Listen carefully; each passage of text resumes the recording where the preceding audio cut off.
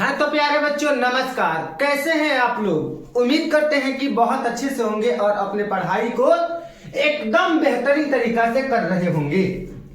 आज के क्लास में हम लोग बाबू बिहार मैट्रिक परीक्षा 2025 इसके लिए कुछ खास स्पेशल करने वाले हैं। ठीक है, आप लोगों को याद दिला दें कि हम लोग सोशल साइंस का क्वेश्चन बैंक कर रहे हैं। ठीक है, सोशल साइंस का क्वेश्चन बैंक कर रहे हैं। तो आप लोग इस क्लास को पूरा देखिए, लास्ट तक इस क्लास को आप लोग देखिए और इस क्लास से आप लोगों के एग्जाम में काफी ज्यादा अंक का प्रश्न पूछा जाएगा। ठीक है, काफी एकदम आसान तरीका से आप लोगों को बताएंगे, एकदम बेहतरीन तरीका से हम लोग समझेंगे, एक एक कंसेप्ट को एकदम बेसिक तरीका से समझेंगे। ठीक है, तो देखिए बाबू आज हम लोग क्या समझने वाले हैं, क्या पढ़ने वाले हैं।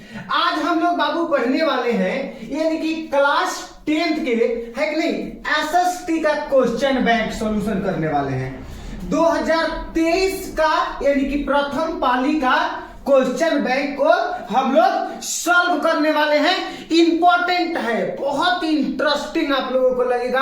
आसान आसान प्रश्न है, आप लोग इतना प्रश्न कर लीजिएगा तो आप लोग एग्जाम में डायरेक्ट बहुत सारे प्रश्न पूछे जाएंगे। ठीक है बाबू, बिल्कुल। चलिए फटाफट से कमेंट करते रहिएगा और बताइएगा भारतीय वन्य जीव बोर्ड का गठन कब हुआ था। भारतीय वन्य जीव जो बोर्ड है उस बोर्ड का गठन कब किया गया था बाबू, आप लोग फटाफट से बताइए कब किया गया था। तो 1952 ईस्वी में भारतीय वन्य जीव बोर्ड का गठन किया गया था, आप लोग याद रखिएगा। ठीक है, चलिए आगे बताइएगा दोस्त। कह रहा है आयुर्वेद का जनक कौन है। बिल्कुल, आयुर्वेद का जनक, क्या चीज का जनक पूछा जा रहा है बाबू, आयुर्वेद का जनक पूछा जा रहा है। आप लोग याद रखिएगा आयुर्वेद का जनक। तो आयुर्वेद का जनक आप लोग पतंजलि को मत मारिएगा, गलत हो जाएगा। आयुर्वेद का जनक हम लोग चरक को कहते हैं। किसको कहते हैं बाबू, चरक को कहते हैं। आप लोग याद रखिएगा आयुर्वेद का जनक। ठीक है, चलिए आगे बताइएगा दोस्त। कह रहा है, क्या कह रहा है, कह रहा है टैक्सोल का उपयोग होता है। मतलब टैक्सोल जो है इसका उपयोग किस में होता है कि नहीं, तो कैंसर में होता है। टैक्सोल का उपयोग किस में होता है, कैंसर में होता है। 3 नंबर के ऑप्शन नंबर क्या हो जाएगा, सी हो जाएगा। आप लोग फटाफट से कमेंट करके बताइएगा, फटाफट से कमेंट करके बताइएगा। ठीक है, चलिए आगे देखिएगा बबुआ, ध्यान से थोड़ा सा ध्यान दीजिएगा। निम्न में से कौन नवीकरणीय ऊर्जा स्रोत है। बिल्कुल फटाफट से कमेंट करके बताइए कि निम्न में से कौन नवीकरणीय ऊर्जा स्रोत है। तो सौर ऊर्जा जो है आप लोगों का नवीकरणीय ऊर्जा स्रोत है, इसको याद रखिएगा आप लोग। ठीक है बाबू, चलिए बिल्कुल आगे देखिएगा। कह रहा है कि नहीं, भारत का सबसे लंबा बांध कौन है। मतलब कि भारत का सबसे लंबा बांध पूछा जा रहा है। कैसा बांध पूछा जा रहा है, सबसे लंबा बांध पूछा जा रहा है। तो भारत का सबसे लंबा बांध हीराकुंड बांध है। आप लोग याद रखिएगा भारत का सबसे लंबा बांध कौन सा है बाबू, हीराकुंड बांध है। कौन बांध है बाबू, हीराकुंड बांध है। आप लोग याद रखिएगा, है कि नहीं। चलिए कहलगांव तापीय विद्युत परियोजना कहां है। कहलगांव तापीय विद्युत परियोजना भागलपुर में है दोस्त, याद रखिएगा। कहलगांव तापीय विद्युत परियोजना भागलपुर में है, आप लोग याद रखेंगे बाबू। ठीक है, चलिए आगे देखिएगा। भूकंप की मतलब कि भूकंप की सर्वाधिक विनाशकारी तरंग कौन है। तो एल तरंग है। भूकंप की सर्वाधिक विनाशकारी तरंग जो है एल तरंग है। आप लोग याद रखिएगा भूकंप की सर्वाधिक विनाशकारी तरंग एल तरंग है। ठीक है, बिल्कुल दोस्त। आगे देखिए क्या कह रहा है, निम्न में से किस नदी को बिहार का शोक कहा जाता है। बिल्कुल आसान प्रश्न है, यानी कि निम्नलिखित में से किस नदी को बिहार का शोक कहा जाता है? तो हम लोग बिहार का शोक कोसी नदी को कहते हैं। कौन सा नदी को कहते हैं बाबू? कोसी नदी को बिहार का शोक कहा जाता है, आप लोग याद रखिएगा, ठीक है। अब क्यों कहा जाता है पता है? अगर आप लोगों से क्वेश्चन पूछ देगा कि बिहार का शोक है कि नहीं, बिहार का क्या चीज पूछ देगा बाबू? शोक कोसी नदी को, है कि नहीं, कोसी नदी को क्यों कहा जाता है? पूछता है क्वेश्चन बार बार, आप लोग याद रखिएगा, क्यों कहा जाता है, ठीक है। बार बार क्वेश्चन पूछता है तो आप लोग कहिएगा बिहार की शोक कोसी नदी को हम लोग इसलिए कहते हैं क्योंकि कोसी नदी में प्रत्येक वर्ष बाढ़ आता है, ठीक है। कोसी नदी को हम लोग बिहार का शोक क्यों कहते हैं? क्योंकि कोसी नदी में प्रत्येक वर्ष बाढ़ आता है, इसीलिए हम लोग कोसी नदी को बिहार का शोक कहते हैं, ठीक है बाबू, बिल्कुल। चलिए आगे बताइएगा। कह रहा है कि निम्नलिखित में, निम्न में कौन क्षेत्रीय पार्टी है? बता दीजिए, कमेंट कीजिए तो फटाफट से। कौन क्षेत्रीय पार्टी है बाबू? निम्नलिखित में कौन क्षेत्रीय पार्टी है? तो लोक जनशक्ति पार्टी। कौन पार्टी है बाबू? लोक जनशक्ति पार्टी क्षेत्रीय पार्टी है, आप लोग याद रखिएगा, ठीक है, बिल्कुल। बंगला किस राजनीतिक दल का चुनाव चिन्ह है? जो बंगला छाप जो है, बंगला छाप, वो किस राजनीतिक दल का चुनाव चिन्ह है? तो लोक जनशक्ति पार्टी का चुनाव चिन्ह है। किसका चुनाव चिन्ह है बाबू? लोक जनशक्ति पार्टी का चुनाव चिन्ह है बंगला, आप लोग याद रखिएगा। बंगला किस राजनीतिक दल का चुनाव चिन्ह है? तो बंगला जो है लोक जनशक्ति पार्टी का चुनाव चिन्ह है, आप लोग याद रखिएगा, ठीक है। चलिए आगे बताएंगे बाबू, नर्मदा घाटी परियोजना किन राज्यों से संबंधित है? नर्मदा घाटी परियोजना जो है किन राज्यों से संबंधित है? तो गुजरात, महाराष्ट्र और मध्य प्रदेश। क्या आंसर हो जाएगा बाबू? गुजरात, महाराष्ट्र और मध्य प्रदेश हो जाएगा। क्या हो जाएगा? गुजरात, महाराष्ट्र और मध्य प्रदेश हो जाएगा, आप लोग याद रखिएगा, ठीक है। निम्न में से कौन भारतीय किसान यूनियन के प्रमुख नेता थे? यानी कि कह रहा है, यानी कि निम्न में से कौन भारतीय किसान यूनियन के प्रमुख नेता थे? तो महेंद्र सिंह टिकैत। कौन थे बाबू? महेंद्र सिंह टिकैत जो थे, यानी कि भारतीय किसान यूनियन के नेता थे। भारतीय किसान यूनियन के नेता है कि नहीं, महेंद्र सिंह टिकैत थे, आप लोग याद रखिएगा। कौन थे बाबू? महेंद्र सिंह टिकैत, ठीक है, याद रखिएगा, बिल्कुल। नेक्स्ट देखिएगा दोस्त, कह रहा है जिला परिषद का कार्यकाल कितने वर्ष का होता है? बिल्कुल, जो मतलब कि जिला परिषद होते हैं, वो जिला परिषद का कार्यकाल कितने वर्षों का होता है? मतलब कितना साल तक जो जिला परिषद जीतते हैं, तो मतलब कितने साल तक वो कार्य करते हैं, और कितने साल बाद में फिर से मतलब कि दोबारा से चुनाव होता है, ठीक है। तो जिला परिषद का कार्यकाल बाबू 5 वर्ष का होता है, आप लोग याद रखिएगा, ठीक है, बिल्कुल। चलिए नेक्स्ट बता दीजिएगा, पंचायती राज प्रणाली की शुरुआत कहां हुई थी? है कि नहीं, मतलब पंचायती राज प्रणाली की शुरुआत कहां हुई थी, आप लोग बता दीजिए। पंचायती राज्य प्रणाली की शुरुआत मतलब कहां हुई थी? तो राजस्थान में पंचायती राज प्रणाली की शुरुआत हुई थी, आप लोग याद रखिएगा, बिल्कुल। चलिए आगे बताइएगा दोस्त, कह रहा है कि ग्राम पंचायत का प्रधान कौन होता है? मतलब कि जो पंचायत होता है, पंचायत यानी ग्राम पंचायत है कि नहीं, ग्राम पंचायत, इसका प्रधान यानी कि मालिक है कि नहीं, प्रधान यानी कि मालिक कौन होता है? ग्राम पंचायत का प्रधान कौन होता है? तो ग्राम पंचायत का प्रधान बाबू मुखिया होते हैं, ठीक है। कौन होते हैं? मुखिया होते हैं, आप लोग याद रखिएगा। ग्राम पंचायत का प्रधान कौन होता है बाबू? ग्राम पंचायत का प्रधान मुखिया होते हैं, आप लोग याद रखिएगा, ठीक है, बिल्कुल। चलिए उसके बाद में हम लोग आगे बढ़ेंगे। कह रहा है कि राज्यपाल की नियुक्ति कौन करता है, मतलब जो राज्यपाल होते हैं वो राज्यपाल का चयन प्रक्रिया मतलब नियुक्ति कौन करता है, तो राज्यपाल की नियुक्ति राष्ट्रपति करते हैं। कौन करते हैं बाबू, राष्ट्रपति करते हैं, आप लोग याद रखिएगा। राज्यपाल की नियुक्ति कौन करते हैं, राष्ट्रपति करते हैं, आप लोग याद रखिएगा। कौन करते हैं, राष्ट्रपति, बिल्कुल। चलिए उसके बाद में देखिएगा, ध्यान दीजिएगा दोस्त, कह रहे हैं कि वल्लभ भाई पटेल को सरदार की उपाधि किस आंदोलन के दौरान दी गई, मतलब वल्लभ भाई पटेल जो थे उनको सरदार की उपाधि मतलब सरदार वल्लभ भाई पटेल यानी सरदार की उपाधि कौन से आंदोलन के दौरान दी गई थी, तब बारडोली आंदोलन के दौरान दी गई थी। एक बात बता दीजिए बाबू, महात्मा गांधी को महात्मा की उपाधि किसने दिया था, आप लोग बताएंगे। महात्मा गांधी को किसको बाबू, महात्मा गांधी को है कि नहीं, महात्मा की उपाधि महात्मा की उपाधि किसने दी थी बाबू, आप लोग कमेंट करके बताइए तो फटाफट से।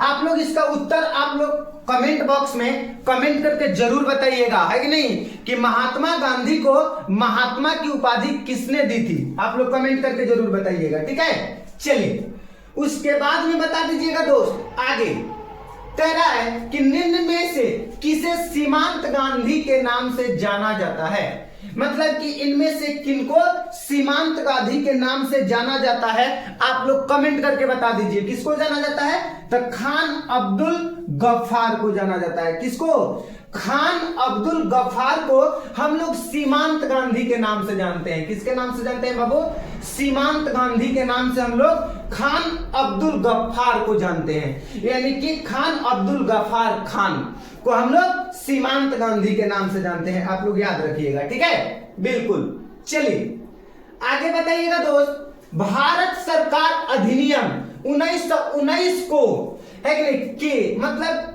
नाम से भी जानते हैं, मतलब कि भारत सरकार अधिनियम 1919 को हम लोग और किस नाम से जानते हैं बाबू, तो आप लोग याद रखिएगा, इंडियन स्टैट्यूटरी कमीशन के नाम से हम लोग जानते हैं, याद रखिएगा, ठीक है बाबू। आप लोग फटाफट से कमेंट कर दीजिए, फटाफट से कमेंट कर दीजिए, है कि नहीं, क्या हो जाएगा 19 नंबर, है कि नहीं, बिल्कुल नहीं, 19 नंबर का आप लोगों का हो जाएगा मॉन्टेग्यू चेम्सफोर्ड योजना, आप लोग याद रखिएगा, बिल्कुल है कि नहीं। चलिए 20 नंबर सवाल का उत्तर आप लोग करेंगे बाबू, अंकोर वाट मंदिर का निर्माण किसने करवाया था, है कि नहीं, अंकोर वाट मंदिर का निर्माण किसने करवाया था, बता दीजिए किसने करवाया था बाबू, तो सूर्यवर्मन द्वितीय ने। किसने करवाया था, सूर्यवर्मन द्वितीय ने अंकोर वाट मंदिर का निर्माण कराया था।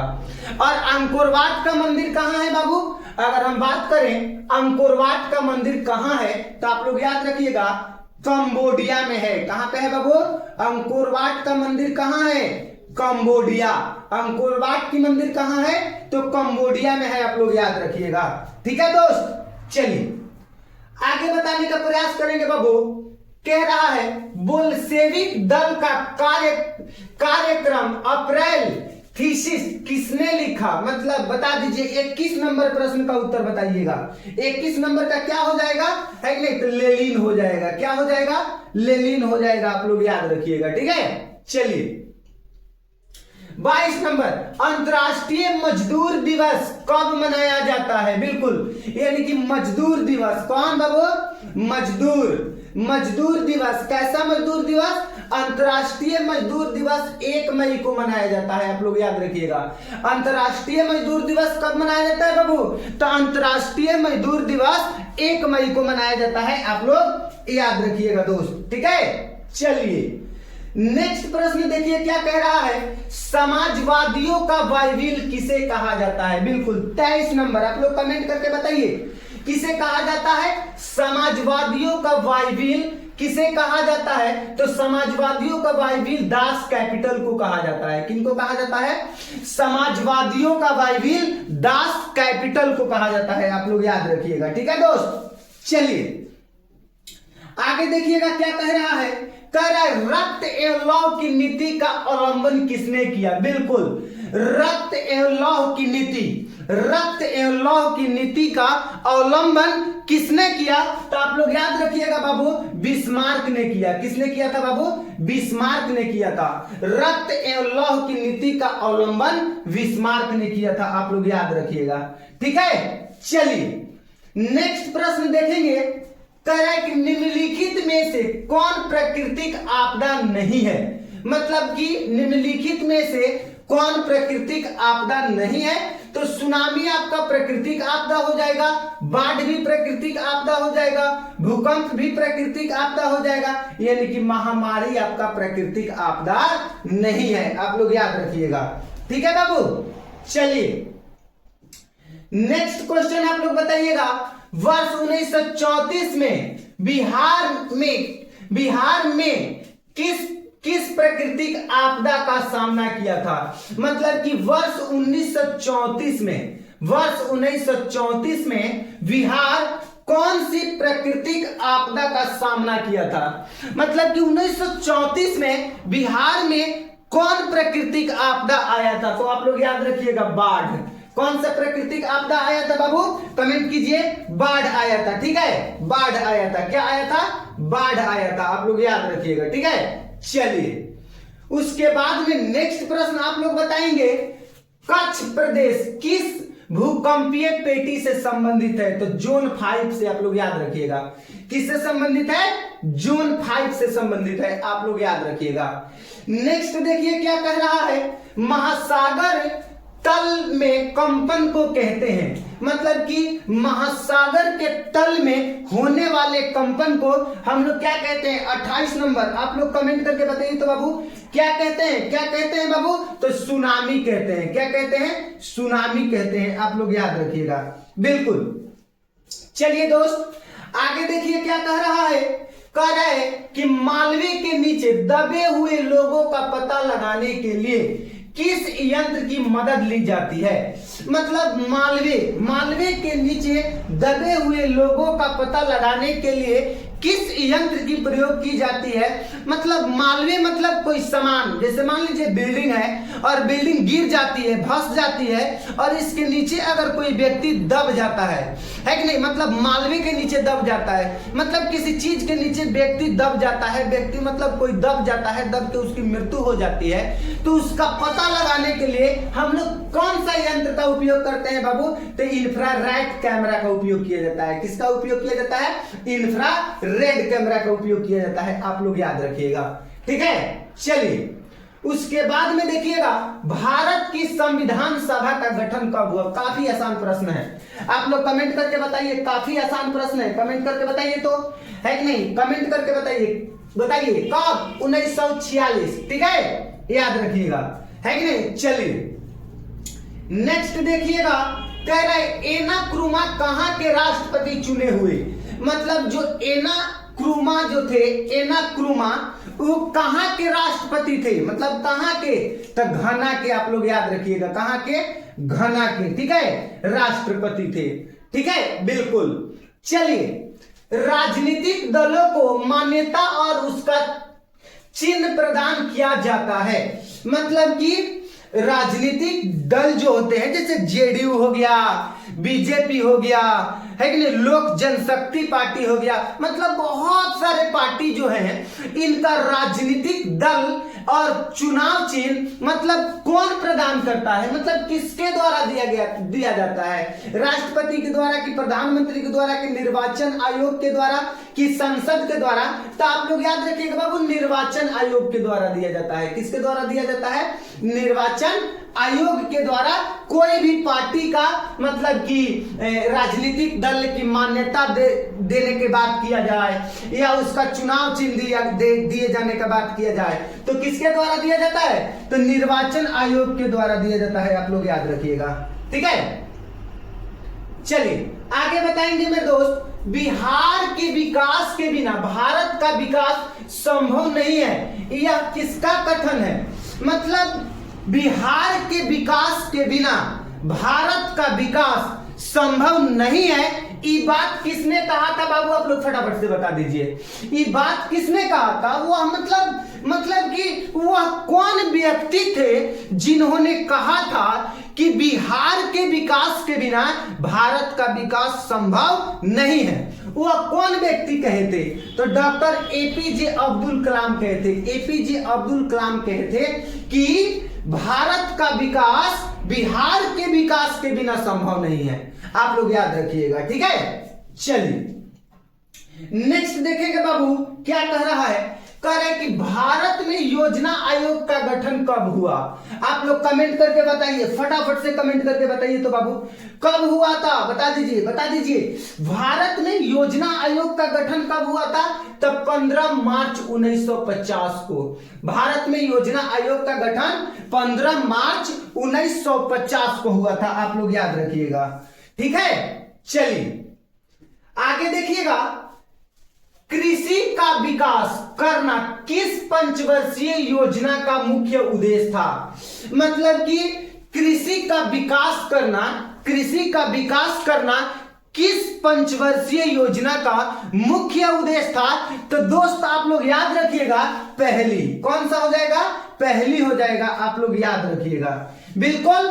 चलिए क्या बात है, आगे देखिएगा क्या कह रहा है। मानव विकास रिपोर्ट का प्रकाशन निम्न में से किसके द्वारा किया गया है कि नहीं? किसके द्वारा किया गया? तो यूएनडीपी। आप लोग याद रखिएगा, मानव विकास रिपोर्ट, मानव विकास रिपोर्ट का प्रकाशन, मानव विकास रिपोर्ट का प्रकाशन है कि नहीं, यूएनडीपी के द्वारा किया गया था। किसके द्वारा? यूएनडीपी। किसके द्वारा किया गया था? यूएनडीपी के द्वारा किया गया था। 36 नंबर के क्या हो जाएगा? सी हो जाएगा। आप लोग याद रखिएगा, बिल्कुल। चलिए आगे बता दीजिएगा बाबू क्या हो जाएगा, है कि नहीं। कह रहे कि भारत का पहला मानव विकास रिपोर्ट किस प्रधानमंत्री द्वारा जारी किया गया था? तो अटल बिहारी वाजपेयी के द्वारा जारी किया गया था। आप लोग याद रखिएगा, यानी कि भारत का पहला, सबसे पहला मानव विकास रिपोर्ट, यानी भारत का सबसे पहला मानव विकास रिपोर्ट किस प्रधानमंत्री के द्वारा जारी किया गया था बाबू? तो अटल बिहारी वाजपेयी के द्वारा जारी किया गया था। दोस्त आप लोग याद रखिएगा, ठीक है। चलिए आगे बताएंगे दोस्त क्या कह रहा है। कह रहा है गरीबी के कुचक्र का धारणा किसने दी? तो रेगनर नर्क्स ने दी थी। मतलब गरीबी के कुचक्र की धारणा, गरीबी के कुचक्र की धारणा, गरीबी के कुचक्र की धारणा किसने दी थी? तो रेगनर नर्क्स ने दी थी। आप लोग याद रखेंगे दोस्त, ठीक है। चलिए आगे देखेंगे बाबू क्या कह रहा है। कह रहा है भारत की सर्वाधिक प्रति व्यक्ति आय वाला राज्य कौन है? मतलब कहने का मतलब क्या है दोस्त, आप लोग समझिए। मतलब कि भारत की वह कौन ऐसा राज्य है जिस राज्य में रहने वाले लोगों की इनकम, मतलब कमी, सैलरी, मतलब इनकम ज्यादा है कि नहीं? तो आप लोग याद रखिएगा गोवा, है कि नहीं? गोवा। अब पूछ देगा भारत की सबसे कम प्रति व्यक्ति आय वाला, यानी कि कम, सबसे कम प्रति व्यक्ति आय वाला राज्य कौन सा है? तो आप लोग याद रखिएगा बिहार। कौन सा राज्य है बाबू? बिहार राज्य है। बिहार राज्य की प्रति व्यक्ति आय सबसे कम है और गोवा राज्य की प्रति व्यक्ति आय सबसे अधिक है। आप लोग याद रखिएगा, बिल्कुल। चलिए आगे बताएंगे बाबू। करे कि वर्ष भर में किसी देश में अर्जित आय की कुल मात्रा को कहते हैं, ठीक है। मतलब कि एक साल में किसी देश में मतलब जितना इनकम हो रहा है, मतलब कि अर्निंग हो रहा है पैसा का, तो उस पैसा के मात्रा को हम लोग राष्ट्रीय आय कहते हैं। क्या कहते हैं? राष्ट्रीय आय कहते हैं। आप लोग याद रखिएगा, ठीक है। चलिए आगे बताएंगे दोस्त। कह रहा है आंग सान सू, देखिएगा ध्यान से, आंग सान सू की का मतलब आंग सान सू की, ध्यान दीजिएगा आप लोग बाबू, आंग सान सू की आंग सान सू की है कि नहीं संबंध किस देश से है? आप लोग कमेंट करके बताइए। 41 नंबर का कमेंट करके बता दीजिए। बताइए बाबू क्या हो जाएगा? 41 नंबर का आप लोग कमेंट करके बताइए, है कि नहीं? क्या हो जाएगा? तो म्यांमार हो जाएगा। आप लोग याद रखिएगा बिल्कुल। चलिए आगे बताइएगा, ध्यान दीजिएगा। कह रहा है भारतीय राष्ट्रीय कांग्रेस की स्थापना कब हुई? मतलब भारतीय राष्ट्रीय कांग्रेस की स्थापना 1885 ईस्वी में हुई थी। आप लोग याद रखिएगा, भारतीय राष्ट्रीय कांग्रेस की स्थापना सन 1885 ईस्वी में हुई थी। आप लोग याद रखिएगा दोस्त। नेक्स्ट प्रश्न देखिए बाबू क्या कह रहा है, आप लोग ध्यान देंगे। कह रहा है कि बोलीविया में जन संघर्ष का मुख्य कारण क्या था? मतलब बोलीविया देश में जो जन संघर्ष हुआ था उसका मुख्य कारण यह था कि पानी की कीमत में वृद्धि। मतलब कि वहां पे पानी की कीमत में जो वृद्धि हुआ था उसको कम करने के लिए जन संघर्ष वहां पे हुआ था। आप लोग याद रखिएगा, ठीक है। चलिए उसके बाद में बताएंगे दोस्त, निम्न में से किस पत्र ने रातों रात वर्नाक्यूलर प्रेस एक्ट से बचने के लिए अपनी भाषा बदल दी? वर्नाक्यूलर प्रेस से बचने के लिए अपना भाषा बदल दी। आप लोग बता दीजिए। मतलब कि वह मतलब कौन प्रेस था? मतलब कौन प्रेस था जिन्होंने रातों रात वर्नाक्यूलर प्रेस से बचने के लिए अपना भाषा को बदल दी? तो आप लोग याद रखिएगा अमृत बाजार पत्रिका, इन्होंने वर्नाक्यूलर प्रेस से बचने के लिए अपने भाषा को ही बदल दिया। आप लोग याद रखिएगा, ठीक है बिल्कुल। आगे देखिएगा दोस्त क्या कह रहा है 45 नंबर, विश्व में सर्वप्रथम मुद्रण की शुरुआत कहां हुई? है कि नहीं? तो चीन में हुई थी सबसे पहले मुद्रण का शुरुआत। आप लोग याद रखिएगा, ठीक है दोस्त। चलिए क्या बात है, कह रहा है कि निम्न में से किस सम्मेलन में जर्मनी का क्षतिपूर्ण राशि को कम कर दिया गया? है कि नहीं? 46 नंबर आप लोग कमेंट करके फटाफट से बता दीजिए, फटाफट से बता दीजिए, है कि नहीं? तो लानेस सम्मेलन क्या हो जाएगा बाबू? लानेस सम्मेलन हो जाएगा। आप लोग याद रखिएगा बिल्कुल। आगे देखिएगा, कह रहा है कि अमेरिका में न्यू डील किसने लागू की? तो अमेरिका में न्यू डील मतलब अमेरिका में न्यू डील किसने लागू की थी? आप लोगों के एग्जाम में अगर क्वेश्चन पूछ दे कि अमेरिका में न्यू डील किसने लागू की थी, तो आप लोग बाबू याद रखिएगा Franklin D Roosevelt. Franklin D Roosevelt आप लोग याद रखिएगा बिल्कुल। चलिए आगे बताएंगे बाबू। कह रहे जॉन के किस मशीन का आविष्कार किया? मतलब जॉन के जो थे उन्होंने किस मशीन का आविष्कार किया? आप लोग कमेंट करके बताइएगा किस मशीन का आविष्कार किया था?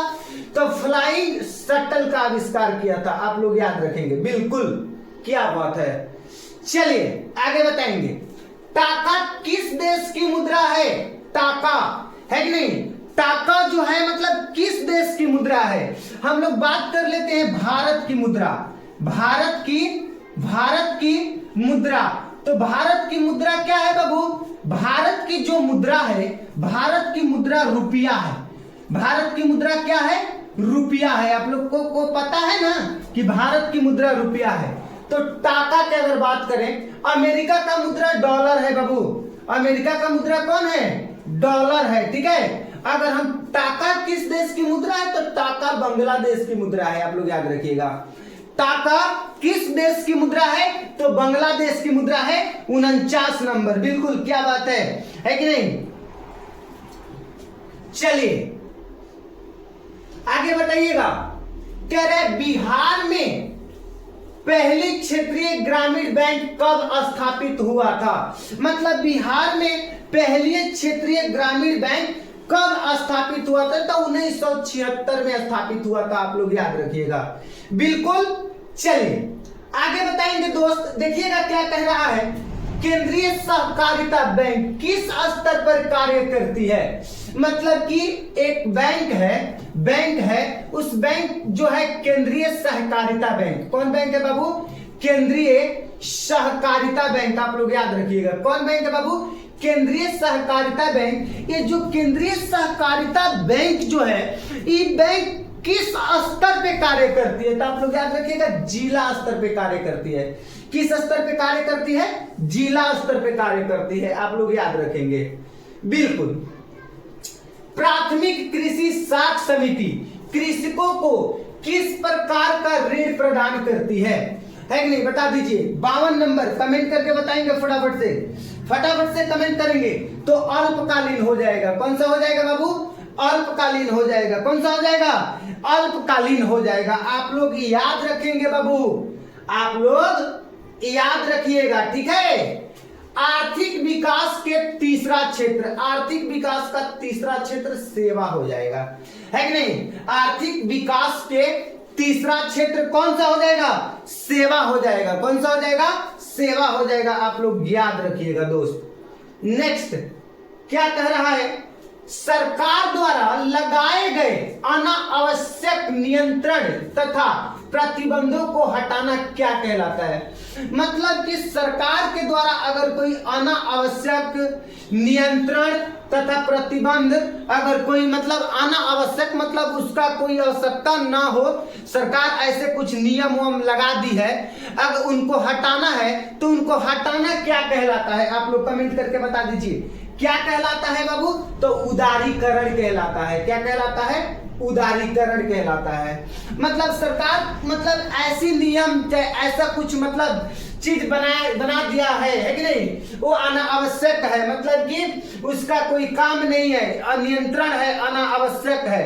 तो इस प्रकार के मतलब चीजों को हटाने की जो प्रक्रिया है उसको क्या कहते हैं? उदारीकरण कहते हैं। आप लोग याद रखिएगा, ठीक है।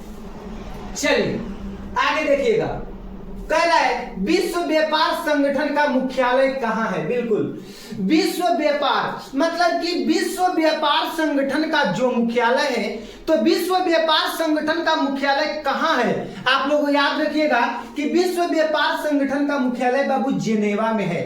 विश्व व्यापार संगठन का मुख्यालय कहाँ पे है बाबू? जेनेवा में है। आप लोग याद रखिएगा दोस्त, ठीक है। चलिए उसके बाद में देखिएगा क्या कह रहा है, वर्तमान में उपभोक्ता संरक्षण हेतु कितने राज्य आयोग काम कर रहे हैं? मतलब कितने राज्य अभी के समय में उपभोक्ता के संरक्षण के लिए कितने राज्य आयोग कम कर रहे हैं? कितने राज्य आयोग कम कर रहे हैं? बता दीजिए आप लोग, कितने राज्य, है कि नहीं? तो 32 राज्य आयोग कम कर रहे हैं। आप लोग याद रखिएगा, है कि नहीं? इंपॉर्टेंट क्वेश्चन है बाबू, ध्यान रखिएगा। हुगली औद्योगिक प्रदेश का केंद्र है। मतलब जो हुगली है, हुगली वो कोलकाता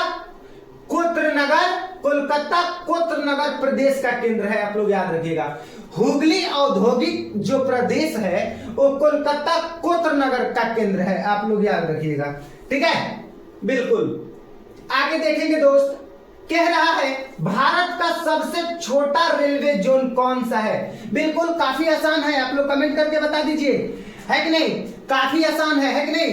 यानी कि उत्तर पूर्व सीमांत रेलवे, उत्तर पूर्व सीमांत रेलवे हो जाएगा। आप लोग याद रखिएगा, ठीक है। चलिए, फल्टा विशेष आर्थिक क्षेत्र कहां स्थित है? तो फल्टा विशेष आर्थिक क्षेत्र पश्चिम बंगाल में स्थित है। फल्टा विशेष आर्थिक क्षेत्र पश्चिम बंगाल में स्थित है। आप लोग याद रखिएगा।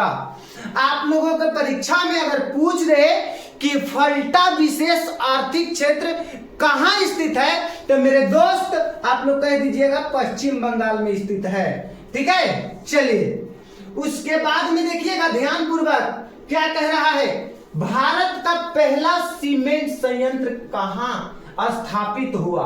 मतलब कि जो भारत का सबसे पहला जो सीमेंट का कारखाना, मतलब भारत का पहला सीमेंट संयंत्र कहां पे स्थापित हुआ? तो याद रखिएगा बबुआ, चेन्नई में स्थापित हुआ। कहां पे स्थापित हुआ था?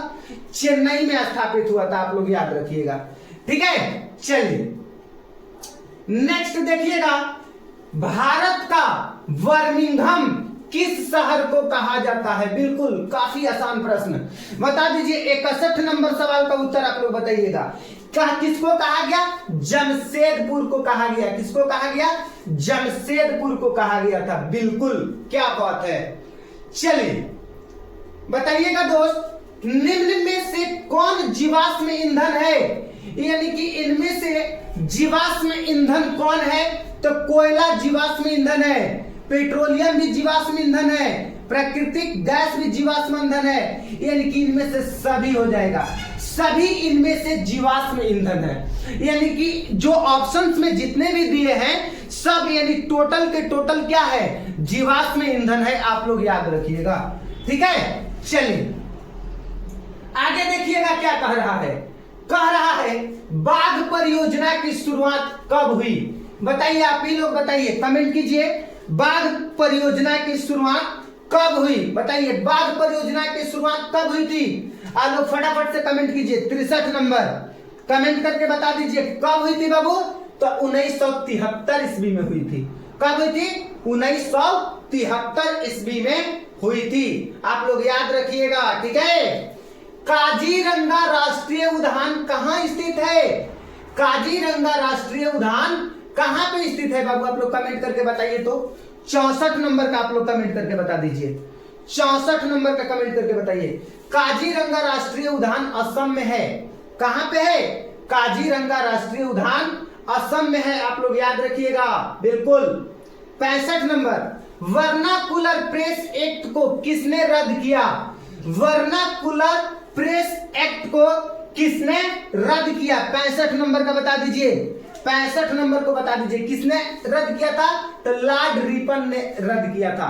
किसने रद्द किया था बाबू? 65 नंबर बताइए। लॉर्ड रिपन, बिल्कुल, लॉर्ड रिपन ने रद्द किया था, बिल्कुल। चलिए उसके बाद में बताइएगा दोस्त, रूस में अल्पमत वाला दल क्या कहलाता है? यानी कि रूस में अल्पमत वाला दल जो है क्या कहलाता है? आप लोग फटाफट से कमेंट करके बताइएगा। बिल्कुल बिल्कुल बिल्कुल बिल्कुल, है कि नहीं? क्या कहलाता है? मेंशेविक कहलाता है। क्या कहलाता है? मेंशेविक कहलाता है। आप लोग याद रखिएगा, बिल्कुल, क्या बात है। बाओ दाली की सरकार कहां थी? मतलब कि बाओ दाली की जो सरकार थी दक्षिणी वियतनाम में थी। बाओ दाली की सरकार कहां थी दोस्त? तो बाओ दाली की सरकार दक्षिणी वियतनाम में थी। आप लोग याद रखिएगा, ठीक है। चलिए आगे बताइएगा बाबू। कह रहा है, क्या कह रहा है? उत्तरी और दक्षिणी वियतनाम का एकीकरण कब हुआ? उत्तरी एवं दक्षिणी वियतनाम का एकीकरण 1975 ईस्वी को हुआ था। उत्तरी और दक्षिणी वियतनाम का एकीकरण कब हुआ था? तो 1975 ईस्वी को हुआ था। आप लोग याद रखिएगा, ठीक है। चलिए आगे बताएंगे बाबू, आप लोग ध्यान पूर्वक। निम्न में से किसके योगदान से इटली का पूर्ण एकीकरण हुआ था? बताइए, बताइए बाबू, किसके किसके योगदान से हुआ था? मतलब कि इनमें से किसके योगदान से इटली का पूर्ण एकीकरण? कैसा एकीकरण बाबू? पूर्ण एकीकरण, है कि नहीं? पूर्ण एकीकरण हुआ था। आप लोग बता दीजिए किसके योगदान से? तो मेजनी के योगदान से, काउंट काउर के योगदान से, विक्टर इमैनुअल के योगदान से। यानी कि इनमें से सभी के योगदान से इटली का पूर्ण एकीकरण हुआ था। आप लोग याद रखिएगा, ठीक है। चलिए आगे बताएंगे बाबू आप लोग। 70 नंबर क्वेश्चन, हिगेल किस देश की दार्शनिक था? हिगेल जो था जर्मनी का दार्शनिक था। कहां का दार्शनिक था बाबू? जर्मनी का दार्शनिक था। आप लोग फटाफट से कमेंट करके बताइए। तो हिगेल किस देश का दार्शनिक था? जर्मनी का दार्शनिक था। किस देश का दार्शनिक था बाबू? जर्मनी का दार्शनिक था, याद रखिएगा। देखिए 71 नंबर क्वेश्चन क्या कह रहा है? कह रहा है कि जर्मनी राइस राज्य का निर्माण किसने किया था? मतलब कि जर्मनी राइस राज्य का निर्माण नेपोलियन बोनापार्ट ने किया था। जर्मनी राइस राज्य का निर्माण किसने किया था बाबू? तो आप लोग याद रखिएगा दोस्त, जर्मनी राइस राज्य का निर्माण नेपोलियन बोनापार्ट ने किया था। किसने किया था? नेपोलियन बोनापार्ट ने किया था, आप लोग याद रखिएगा।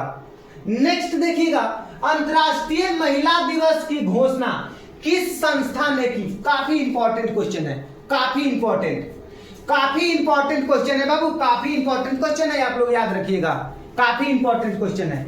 यानी कि अंतरराष्ट्रीय महिला दिवस की घोषणा किस संस्था ने की थी? तो संयुक्त राष्ट्र संघ ने। किसने की थी बाबू? संयुक्त राष्ट्र संघ ने की थी, आप लोग याद रखिएगा, बिल्कुल ठीक है। चलिए आगे बढ़ने का प्रयास करेंगे, आप लोग देखिएगा, ध्यान दीजिएगा। क्या कह रहा है? कह रहा है कि मैग्नीज उत्पादन में अग्रणी राज्य कौन है? तो मैग्नीज के उत्पादन में सबसे आगे जो राज्य है उड़ीसा है। मैग्नीज के उत्पादन में सबसे आगे नंबर पे जो राज्य है वो उड़ीसा है, आप लोग याद रखिएगा बाबू। कौन सा राज्य है? उड़ीसा है, आप लोग याद रखिएगा, ठीक है। चलिए, कह रहा है निम्न में से कौन लौह अयस्क का एक प्रकार है? बता दीजिए, इनमें से कौन जो है लौह अयस्क का एक प्रकार है? तो हेमेटाइट जो है एक, मतलब कि लौह अयस्क का एक प्रकार है। कौन है? हेमेटाइट जो है लौह अयस्क का एक प्रकार है, आप लोग याद रखिएगा बाबू, बिल्कुल। चलिए दोस्त, कह रहा है, क्या कह रहा है? भाखड़ा नांगल परियोजना किस नदी पर बनी है? तो सतलज नदी पर बना है। भाखड़ा नांगल परियोजना जो बना हुआ है बबुआ, वो आपका सतलज नदी पर बना हुआ है। भाखड़ा नांगल परियोजना सतलज नदी पर बना है, आप लोग याद रखिएगा, ठीक है। चलिए नेक्स्ट बताइएगा, 77 नंबर क्या कह रहा है? ध्यान दीजिए, 77 नंबर है कि नहीं? 77 नंबर कह रहा है निम्न में से, मतलब निम्न में कौन भारत का पहला स्वदेशी प्रयास से बना परमाणु विद्युत केंद्र है? तो कल्पक्कम परमाणु विद्युत केंद्र। कौन हो जाएगा बाबू? कल्पक्कम परमाणु विद्युत केंद्र हो जाएगा, आप लोग याद रखिएगा, बिल्कुल। चलिए 78 नंबर क्वेश्चन देखेंगे। हिमाचल प्रदेश के मणिकरण में किस प्रकार का ऊर्जा संयंत्र है? तो भूतापीय ऊर्जा संयंत्र है। मतलब कि हिमाचल प्रदेश के मणिकरण में किस प्रकार का ऊर्जा संयंत्र है? तो भूतापीय ऊर्जा संयंत्र है। किस प्रकार का ऊर्जा संयंत्र है बाबू? भूतापीय ऊर्जा संयंत्र है, आप लोग याद रखिएगा, बिल्कुल। प्राकृतिक गैस किस खनिज के साथ पाया जाता है? तो प्राकृतिक गैस पेट्रोलियम खनिज के साथ पाया जाता है। प्राकृतिक गैस किस खनिज के साथ पाया जाता है? तो प्राकृतिक गैस पेट्रोलियम के साथ पाया जाता है, आप लोग याद रखिएगा बाबू, ठीक है। चलिए आगे बताएंगे दोस्त, क्या कह रहा है? कह रहा है ब्रिटेन के सहयोग से कहां लौह इस्पात उद्योग बनाया गया? बिल्कुल, मतलब कि ब्रिटेन के सहयोग से कहां पे लौह इस्पात उद्योग बनाया गया था? तो आप लोग याद रखिएगा दोस्त, दुर्गापुर इसका उत्तर हो जाएगा। क्या हो जाएगा? दुर्गापुर हो जाएगा, ठीक है बाबू। आप लोग चैनल को सब्सक्राइब कर लीजिए और अपने दोस्तों के पास में शेयर कीजिए और कमेंट, एक सुंदर प्यारा सा कमेंट कीजिए और वीडियो को लाइक कीजिए। अब नेक्स्ट क्लास में मिलते हैं, तब तक सभी प्यारे बच्चों को नमस्कार, जय हिंद।